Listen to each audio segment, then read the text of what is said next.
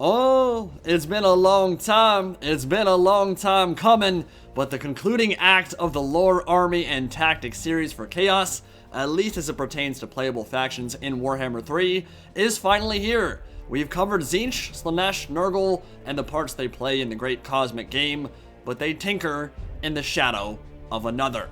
Beyond the world, he waits atop a throne of skulls, the strongest presence in the warp, the greatest of the Chaos Gods, the Lord of Murder, the Hunter of Souls. Blood for the Blood God, skulls for the Skull Throne. Khorne is the final deity in the Ruinous Pantheon, and today we're going to spend an entire video dedicated to his conquests, his outlook, his history, and how his influence has shaped the world that was. And when we're finished with his lore, we'll talk about his unit roster, legendary lords, and how his mechanics will translate into Total War Warhammer 3. If unrelenting violence and frothing berserker rage are your calling cards, if kill, maim, burn is the rallying cry of your legions as you conquer the known world and beyond, if you want to peel back the frills and excess and delve into a literal heart of darkness, the beating soul of chaos, then Khorne might very well be the squad for you. Because he's about as straightforward as it gets. Violence, madness, and eternal war tied up in a neat, bright crimson bow. Like the other Chaos Gods, Khorne was formed in the warp from the coalesced passions and emotions of those on the mortal plane. At first, it was but a kernel, a single seed of hate, born aloft the first time a sentient creature struck down another in anger. But as eons passed, as civilizations rose and fell, and wars were waged, this acorn blossomed into a malevolence so dire, so all-consuming, it would become the single strongest force in the Immaterium. But it was not always this way. There was a time when Tzeentch was the preeminent deity in the realm of chaos. A time when the stellar gates at each pole collapsed and flooded the world in a tide of demons. And it was during this mythic age, an age of heroes and might and magic, that the other gods grew angry they could not claim dominion over the warp. Together, they fought to overthrow the Changer of Ways, and though Tzeentch was beyond powerful at this point, infused with the unrestrained skeins of magic that flowed throughout the world, his defenses were worn down by Slaanesh, then Nurgle, before both were cast into the void. But this left him weakened, and Khorne seized this opportunity to grab him by the throat, kick the ever-living shit out of him, and shatter his form into the 10,000 shards that would become the spells and magical knowledge of the Warhammer world. And so it was that the Blood God took his rightful place atop his throne of skulls, first and only amongst the Ruinous Pantheon, and claimed eternal dominion over the Immaterium. But as we know, it's one thing to say it, it's one thing to claim it, it's another thing entirely to do it. And though they battled over borders for millennia, their powers wax and wane like the tides, and no Chaos God has ever truly ruled unopposed in the heavens, nor discovered how to make each other permanently indisposed. But Khorne has maintained his position at the top better and longer than any of his dark brothers, and for that, he is considered the mightiest of the four. And in keeping with that might, he is the most overt as well. There's no scheming, no plotting, no sleeper cells or long game with Khorne. He's got the muscles, he's got the HGH and the rage. He's on that stuff that makes your head grow. So why not flex on some bitches? Leave the cunning traps and thirst for knowledge to Tzeentch, the slow entropy of life to Nurgle, the hidden pleasure cults of the Dark Prince. Khorne just gets shit done, with a big blazing axe in hand. And so in his own way, he's the least interesting of the Chaos Gods, but also the one that most accurately represents the setting, the most iconic of the four. If you bump into a bunch of random people on the street and ask them if they've heard of our Lord and Savior Nurgle, Tzeentch, or Slaanesh, there's a fair chance they won't have any idea who you're talking about. But most people have heard of Khorne. They've heard his battle cry. Khorne, who represents one of humanity's basest impulses, anger. We've all felt it. Someone says something we don't like, threatens us, endangers us, our pupils dilate, we experience that rush of blood to our limbs and the heat in our face that precipitates a fight or flight response. But acting on that anger, lashing out, killing, that is what feeds him. And in the world of Warhammer, few things are as common as death and battle and murder. And if you want to get a good look at what the Blood God is all about, go play Doom Eternal on March 20th. Doesn't matter if you're talking about the Doomslayer or the Legions of Hell, it is all rip and tear. Brutal, functional, and drives home the point real quick. Unremitting, unapologetic violence in its purest form. And the Blood God's appearance, his realms, his demons, evoke imagery the most in keeping with the Christian view of the underworld in the entirety of the setting. of Lucifer and his fallen angels. But unlike the weakling that is Satan, Khorne never needed the love of another deity, nor was he cast from a lofty perch in the heavens. He revels in his glory, does not languish in a prison of his own making, and so he rules like the heathen kings of old upon a throne of brass, atop a mountain of bloody skulls, built from the heads of countless champions sacrificed in his name. A towering figure, shrouded in flame and darkness, encased in armor, with a face not unlike his wolves of war. Predatory, hungry, always searching for new soldiers to forge in the crucible of battle. His mighty throne room, built atop his great brass tower, is supported by 8 gigantic pillars in honor of his sacred number. He is attended by his paramour Volka the Bloody, the Gore Queen, when she isn't visiting ruination upon the mortal realms, and his kennel of mighty fleshhounds, the greatest of which is Karanak, the Cerberus of Warhammer Fantasy, patrols his throne room, the physical manifestation of his wrath. And all across his kingdom, as far as the eye can see and beyond, the fires of industry burn. Smoke-belching forges turning out hellblades for his crusades, flame-spewing stables where the infamous robot demon bull rhinos called juggernauts make their homes, and brutal fighting pits where his greatest champions, both mortal and demon, make a name for themselves.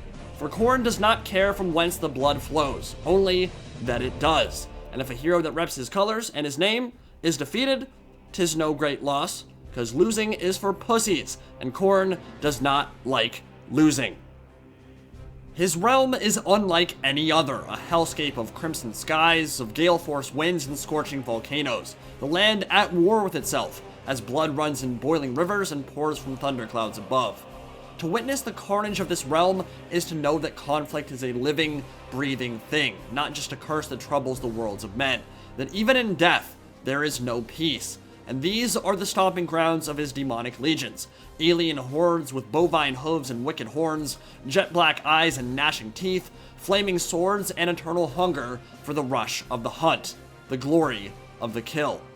Just like the legions of the other Chaos gods, the Demons of Khorne are their lord in microcosm, blood-red avatars of fury and martial honor, the strongest and most animalistic of the ruinous powers, savage, ruthless, bound in corded muscle and sinew, dogged in the pursuit, and without a shred of mercy. But if you've read a lot of Black Library novels and army books, you'll know there's a lot of conflicting material in Warhammer Fantasy Battle. Information that seemingly contradicts established canon and contradicts itself. And I guess that's logical when you're talking dozens of different authors and hundreds of books, all with vastly different styles, but it happens with Khorne as well, particularly when it comes to the notion of mercy. One of the phrases that immediately jumps from the pages of his codexes is the Blood God's sense of martial pride and twisted honor, that his champions might look upon a crippled child or a wounded housewife and spare their lives, that showing weakness or vulnerability is abhorrent, disgusting even, but that to slay those who show it would be unbecoming of a true champion of Khorne. This isn't really true. I could see how a god's will might be lost in translation with his followers, especially with the hordes of underlings and cultists. They're not the sharpest tools in the shed, and certainly not on speaking terms with the big man himself. But in practice, even his greatest champions demonstrate very little in the way of honor or mercy. They're pretty much just like, oh boy, here I go killing again. They have no code of ethics. They'll kill anyone, anywhere. Children, animals, old people, doesn't matter. They just love killing.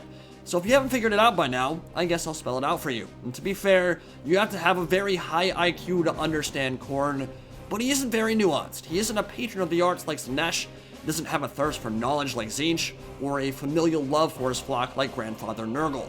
Besides the knife's edge that finds its way into hearts and throats in the gutters of the old world in the act of murder, he is venerated solely on the battlefield. His hymns are the sound of steel, his sacraments are the blows of hammer and axe, his libations the blood spilled in his name.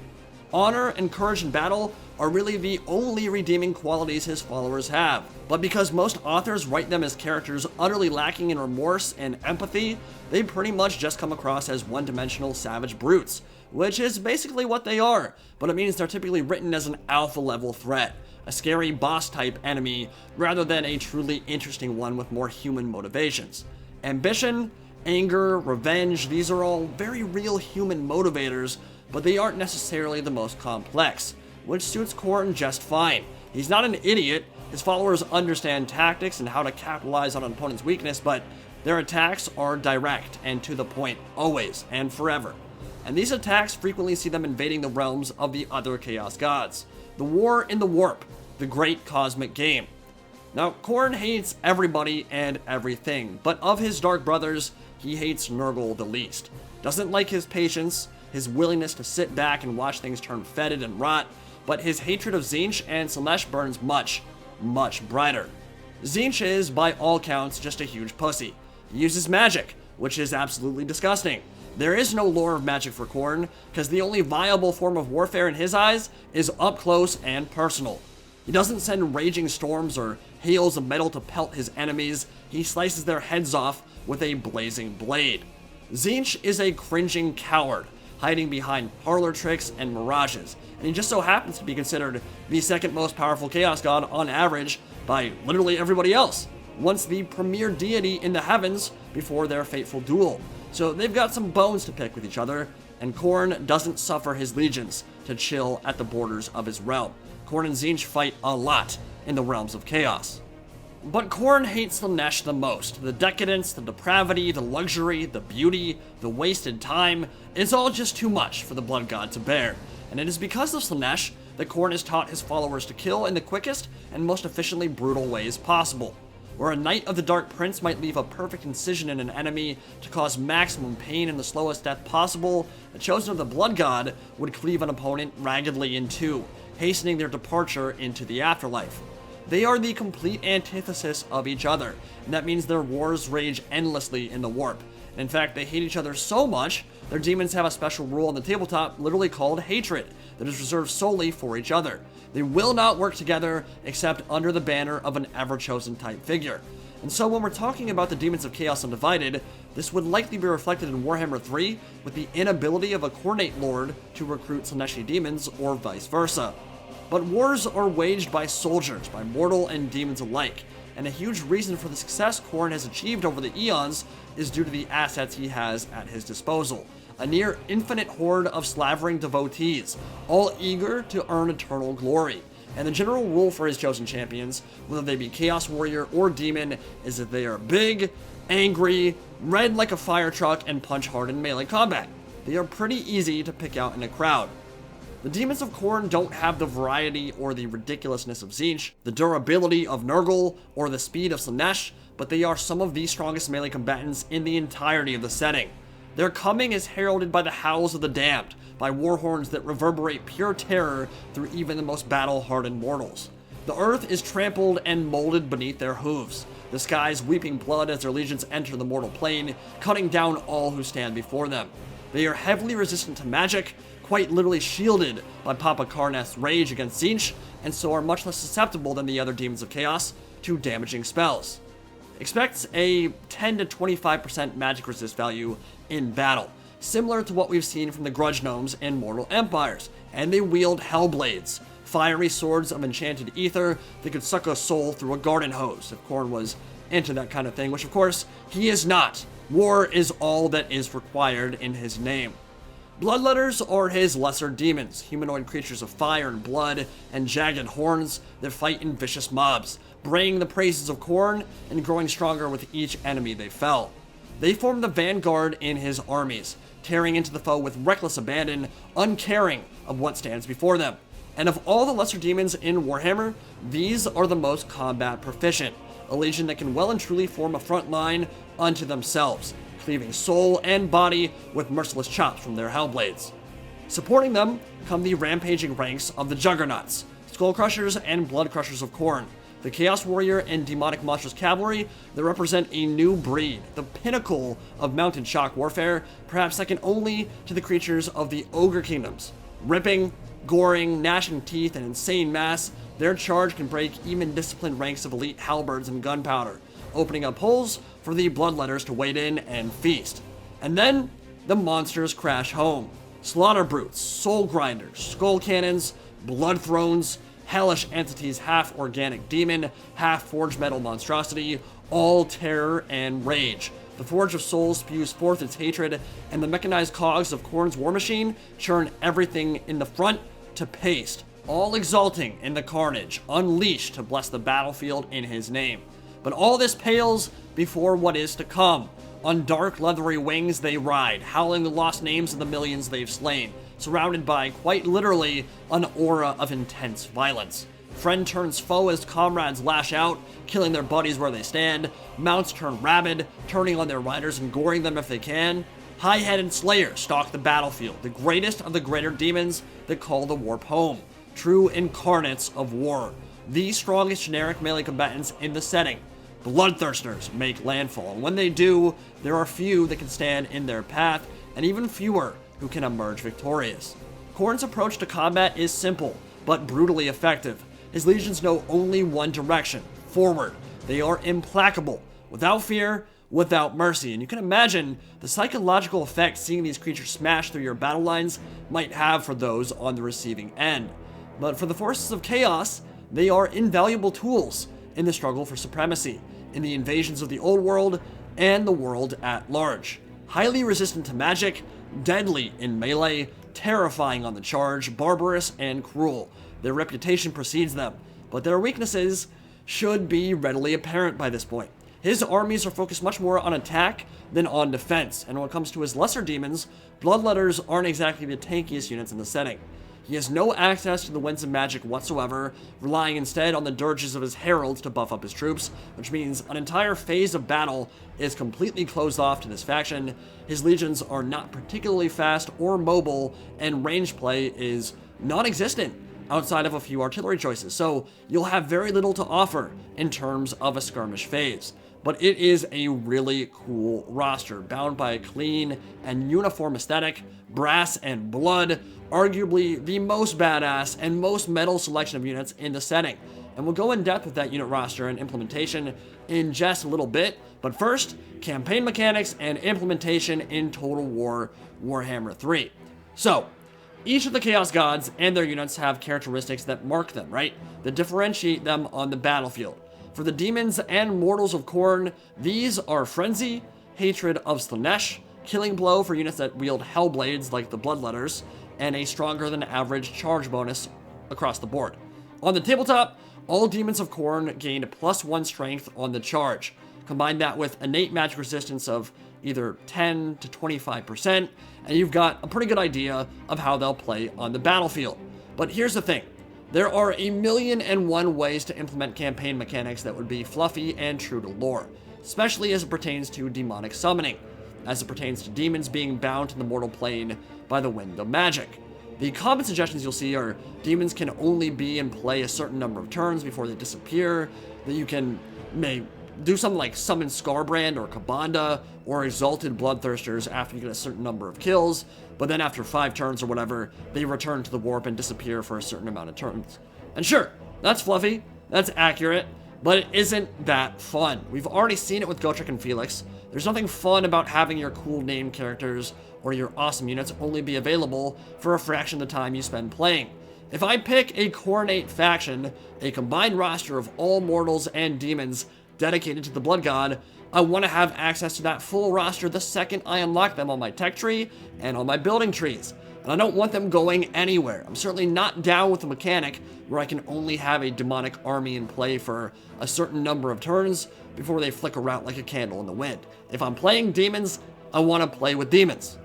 With that said, there should definitely be a right where you can summon greater demons or full armies of demons, where, say, once you've taken 8,000 skulls in battle and have 90% chaos corruption in a territory, you can temporarily summon a Bloodthirster and a horde of gnashing Bloodletters. And for these, I'm okay with them disappearing after a certain number of turns. But for those being led by my Legendary Lord, be it Scarbrand or Volka the Bloody or Ozul the Skulltaker, they should be treated like any other unit, meaning they will not disappear after a certain number of turns.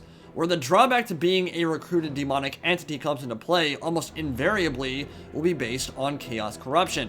We've seen the towers of Orthanc and Warpgate portals spring up every time chaos razes a city to the ground on the campaign map, and those portals are going to act as staging grounds for the summoning of demons in Warhammer 3 when corruption in a territory is high. When corruption is low, demons will begin to crumble and lose HP and models, just like the vampire counts do when marching through untainted territory. And secondary recruitment is literally just raised dead for the demons. The higher the corruption, the more blood and skulls there are in a territory after a battle marker makes landfall, the bigger and better the pool of demons you can choose from will be. And it's ironic because Murderous Prowess, the Dark Elves' unique battlefield mechanic in Warhammer 2, would have been much more fitting for a Khorne faction in Warhammer 3. On the tabletop, Murderous Prowess just meant they would reroll ones in close combat, meaning they were more precise with their killing strokes in melee. Not that they became more energized the more they killed and died. Especially the died part. It doesn't really make any sense. Dark Elves don't like dying. They don't like shedding blood. They certainly aren't energized by it. They do it when they're doing it to their enemy, not when they're doing it to themselves. But that is exactly how a Blood for the Blood God, Skulls for the Skull Throne mechanic should work for Khorne in Warhammer 3. An increase to melee attack, weapon damage, and charge bonus once a certain threshold of blood overall has been spilled. Again, Khorne cares not from whence the blood flows, only that it does. So in this case, I just want CA to give the current form of Murderous Prowess to Khorne, and maybe go back and rework the Dark Elves mechanic to something more thematic. Now, there are balance issues to consider there. The Dark Elves, while slightly OP in multiplayer for sure, and also probably in campaign, they are not completely overbearing, so getting rid of Murderous Prowess in its current form might be kind of an issue. Worry about that later, but I would like to see this mechanic in for Khorne because it's actually perfect for them. But I think the favor of Khorne should set this sub-faction apart. A mission quest for your mere Chaos Lord, starting say at level 10, ending at level 25, that will track their ascension towards becoming a Demon Prince. Because this is what Khorne is all about, bestowing on his followers great gifts of strength, of horns, of leathery wings and bodybuilder muscle, the more skulls they pile at the foot of his throne. If you don't want to pursue that quest, or want your lord to keep their mortal form, no problem. I don't think anyone's going to complain about a Khornate Lord with dual axes riding a Juggernaut or Chaos Dragon into battle, because in terms of pure rip and tear, it doesn't get much better than that. But becoming a Demon Prince would have its own set of benefits. Innate terror, a stronger base stat line, flying, if CA can, finally figure out a way to get characters with wings to actually use them, and that kind of stuff. Ultimately, Ascension to Demonhood is the end game for any self-respecting Khornate champion, so it would be kind of an epic fail if this wasn't properly represented. But Khorne is going to have the most simplistic and straightforward approach to campaigns, just as they do on the battlefield itself. And I don't think this is really an issue. It reflects his lore and his approach to warfare. I don't think he needs all the bells and whistles, the cabals and political maneuvering of a Slaanesh or a Tzeentch. His unit roster and style of combat kinda just speak for themselves. Blood and skulls. In the end, it is all we are. All Khorne is about. Now, as I've stated before, I think the best way to handle a Khorne roster would be to have a Greater Demon Lord and a Warriors of Chaos Lord as the two starting lords. It is the best way to get the most flavor and variety out of the faction. Khorne has a plethora of named characters to choose from, so we're going to be spoiled for choice no matter who CA decides to go for, because this is a roster with champions and demons stretching back 20 plus years. Arbol the Undefeated, Kabanda, Lord of Skulls, Hargroth the Blooded One, Hrothgar Demon Axe, Scylla Anfengrim, the list goes on and on and on. Because we're going 8th edition, one Greater Demon and one Mortal to start, makes narrowing it down a bit pretty simple for starting lords, then we can talk about DLC. And in that first lord slot, the choice is very clear. Skarbrand the Exiled One, Bloodthirster of Khorne, the truest avatar of rage in Warhammer Fantasy, bar none. A greater demon cast from Karneth's good graces, but still a maddened beast who cannot stop slaughtering in his father's name. He was once the most favored champion of the Blood God, but tried backstabbing Papa after Tzeentch whispered sweet nothings in his ear, and for his transgressions, got himself choked out, his personality ripped from his black soul, and tossed off the Brass Citadel, to collapse in a ruined heap in the warp some 8 days later. His bellow of endless fury gives him a dragon's breath. His twin axes slaughter and carnage are infused with the spirits of lesser bloodthirsters and ignore all armor, and he drives all units on the field, friend and foe, into a killing frenzy, raising their melee attack, weapon damage, and killing potential. His weapon skill is 10, his initiative is 10, he hits like a star dragon, he ignores all armor with his twin axes, he cannot lose frenzy. Basically, this rage train has no brakes, just murder incarnate. He cannot fly like normal bloodthirsters, because Khorne clipped his wings, but he doesn't need to. There's like maybe 2 or 3 characters in the setting that can beat him in melee, and even then, it's not a guarantee. He'll give upkeep reductions and easier access to generic Bloodthirsters, and in his exile, serves his god more completely than ever. Now, for the second Lord slot, on the Warriors of Chaos side, my vote goes to Volka the Bloody, Khorne's lover and his mortal representative in the Warriors of Chaos Armybook for 8th edition. She's a Coordinate Valkyrie with absurdly high weapon strength, flying, a demon shield carved from the head of a Slaneshi demon prince, and scarlet armor that reduces melee effectiveness of enemies. Pretty badass kit overall. Awesome model, and some really cool special rules paired with a brutal stat line means she is a murder machine. Now, I'm not sure about the stamina wrapped up in those gigantic brass balls of his, but Khorne still endures the occasional slang and bang, and Volka is his partner for those sessions, but mostly, he keeps her around because she's just really good at killing stuff, and Consort of the Blood God always grants her a starting strength value of 6, on par with Cetra, and only a handful of other humanoid heavy hitters. She hits like a Mack truck, as demon princes are wont to do, but she isn't technically considered a demon prince by rule of the tabletop. From a lore perspective, yeah, that's pretty much exactly what she is. The Gaze of Khorne special rule allows friendly units near Volka to re-roll failed break tests, representing their acknowledgement that Khorne is watching them, and that they are awaited in the realms of chaos to ride shiny and chrome if they perform well on the field of battle. But any friendly unit that flees under her influence immediately suffers 6 strength 6 hits, which can absolutely decimate a unit, and represents her going absolutely bananas. The Chaos Line creatures would dare to run from a fight while blessed by the Blood God.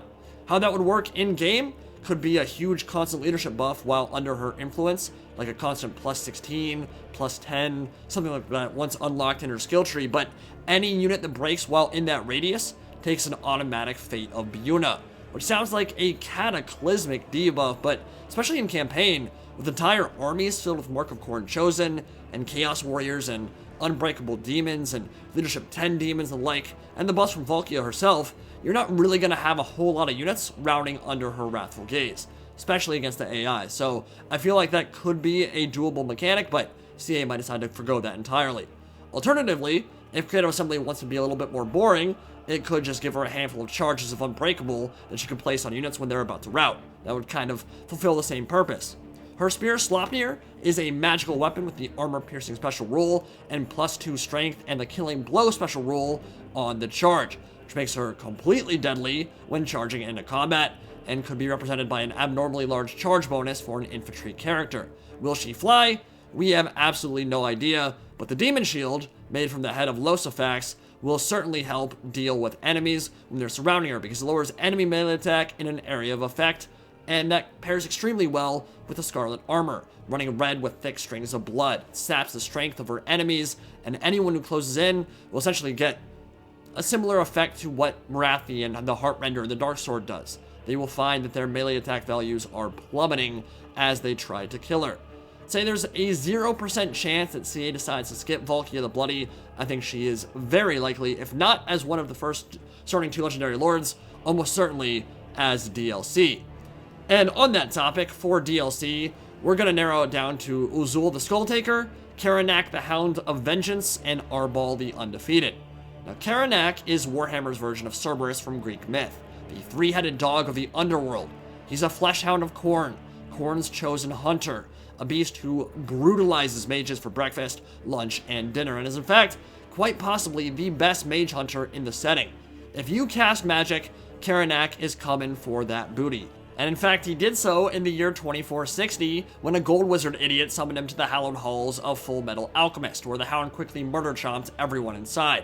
At the start of each game, he nominates one special character as his prey and his alone, and any mage that miscasts near him essentially one-shots themselves right off the bat. They suffer an automatic strength 10 hit when miscasting within the aura of Karanak's brass collar. And he's a fleshhound, so it'd be pretty baller to see a war beast as a legendary lord. But it'd also be a bit weird to see him leading armies, so I'm not sure CA is going to take that route. Arbal the Undefeated is another cool character, champion of Khorne who rides a Fleshhound of Khorne, and if CA wanted to get real fancy, they could combine the profiles of Karanak and Arbal together to kill 2 birds with 1 stone, but I think that's pretty unlikely. So my ultimate vote for DLC will go to Uzul the Skulltaker, a mighty Dolgan warlord who ascended to demonhood, becoming Khorne's personal herald and champion. Now, he is not to be confused with the demon bound to Archaon's blade, who for some ungodly reason is also named Uzul, the Slayer of Kings, but it's spelled slightly different, and that demon is a Bloodthirster, not a Bloodletter like the one we're talking about here. And honestly, this Uzul, the Bloodletter Uzul, would kick that Uzul's ass up and down the causeways to the Brass Citadel, because even though he is but a mere Bloodletter, he is one of the scariest melee combatants in the setting. In fact, the only duel he's lost in the millennia since earning demonhood was to Sigmar himself. Pretty impressive resume. He grants additional magic resist in an AoE with the Lesser Locus of Abjuration, has a juicy armor value from his Cloak of Skulls, which is relatively unique amongst demons.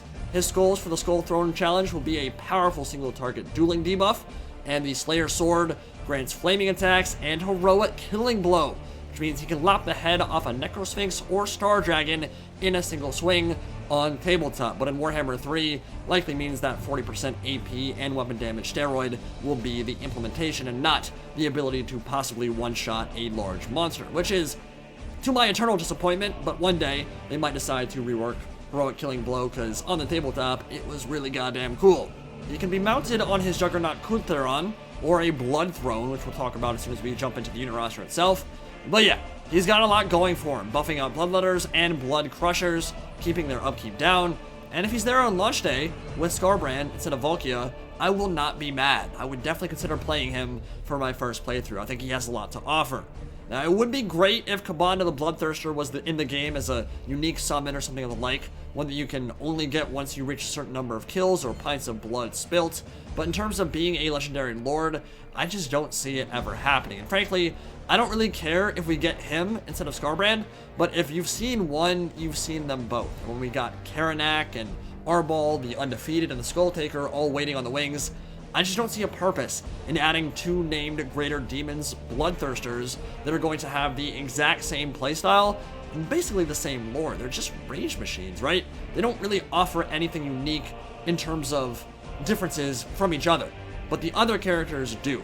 All characters for Khorne are rage machines, but at least a Demon Princess or a Chaos Spawn or a Bloodletter offers something different than a Bloodthirster. So we don't need Khorne and Skarbrand at the same time. And because Skarbrand is in 8th edition, and Khorne was never been made playable in any shape or capacity whatsoever, I think it's pretty cut and dry who CA will decide to go for, but I would love to be proven wrong. There are some other characters like Scylla Anfengrim, the Chaos Spawn, that we could consider as well, but ultimately I think Skarbrand, Volka, and Uzul the Skulltaker cover all the bases pretty nicely. So with that, let's talk army compositions. How would a Khorne army look and function on the battlefields of Total War Warhammer 3? Well, the mortal side of things is pretty simple. Chaos Warriors, Chosen, and Chaos Knights with the Mark of Khorne would be clad head to toe in blood red armor fringed with brass. They'd have the Berserker crest commonly depicted amongst his champions, wielding dual axes or great weapons flecked with gore. They'd have their own unique aesthetic and armor style compared to the warriors of the other Dark Gods, and they'd have innate frenzy with higher melee attack and charge bonus than other Chosen variants. Very focused on attack, much less so on defense or shields, relying instead on their armor to weather damage. Picture the World Eaters from 40k. That's exactly the type of look and playstyle we're going for here, except instead of bolters, they've just got double chain axes. The core frontliners of Khorne's legions are the Bloodletters, hellish aliens armed with hellblades that grant killing blow, which gives them a chance to insta-jib human-sized models. This will likely translate to a bonus versus infantry, making them the strongest choice amongst lesser demons in the Demons of Chaos roster for taking on the enemy rank and file. Heralds of Khorne are Bloodletters on steroids essentially, hero version of their evil kind that can be mounted on Blood Thrones or Juggernauts. They can be upgraded with the Lesser Locus of Abjuration for AoE magic resist, Greater Locus of Fury to grant nearby enemy units frenzy, or Exalted Locus of Wrath to grant hatred. and Blood Thrones are how they spread their influence even further. Similar idea to the War Altar of Cain or the Bloodrack Shrine. It's a demon engine that increases the effective radius of a herald's buffs. Its Gore Feast special rule gives it regen when its impact hits cause unsaved wounds, which likely means regen when in melee for Total War. And its Totem of Bloodletting increases the area of the herald's influence dramatically. Blood Crushers and Skull Crushers of Khorne are the demonic and mortal elite of the Blood God's heavy cavalry respectively, riding juggernauts into battle. We've talked about them a lot before, but quick refresher, Brass Behemoth grants a +2 armor save to an already incredibly tanky unit of Living Forge Metal, so we could easily be looking at an armor value of 120 to 130 in Warhammer 3, and the Murderous Charge special rule gives them +1 strength on the charge, on top of the +1 they would already get anyways being a Coordinate unit. Add Frenzy and Fear on top of that, and you've got a unit of Blender Lords who can mulch their way through the toughest opposition. Probably my most anticipated unit in Warhammer 3. Cannot wait to see them.